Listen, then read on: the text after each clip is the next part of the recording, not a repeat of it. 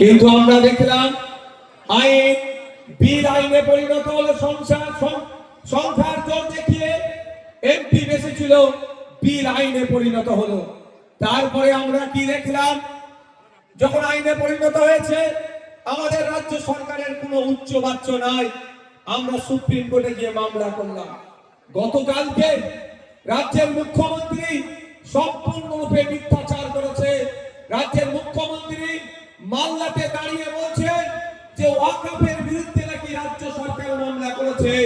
আমি এই বসিরহাটের জমিন থেকে, বসিরহাটের এই মাটি থেকে রাজ্যের মুখ্যমন্ত্রীর কাছে বার্তা দিতে চাই, আপনার রাজ্য অর্থাৎ পশ্চিমবঙ্গ সরকার যে মামলা করেছে সুপ্রিম কোর্টে, তার ডেট আর মামলার ডায়েরি নম্বর প্রকাশ করা হোক, তাহলেই জানতে পারবো আপনি কত ধরনের সত্যি মামলা করেছেন।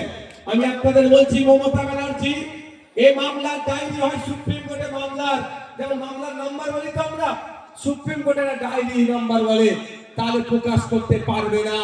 কারণ মামলা আমি করেছি, আপনাদের এই মাদ্রাসা, আপনাদের এই মসজিদ, আপনাদের এই ঈদগাহ, আপনার পূর্বপুরুষের যে কবরস্থানগুলো আছে এখনো যতটুকু সুরক্ষিত আছে, এটা মমতা ব্যানার্জির করা মামলাতে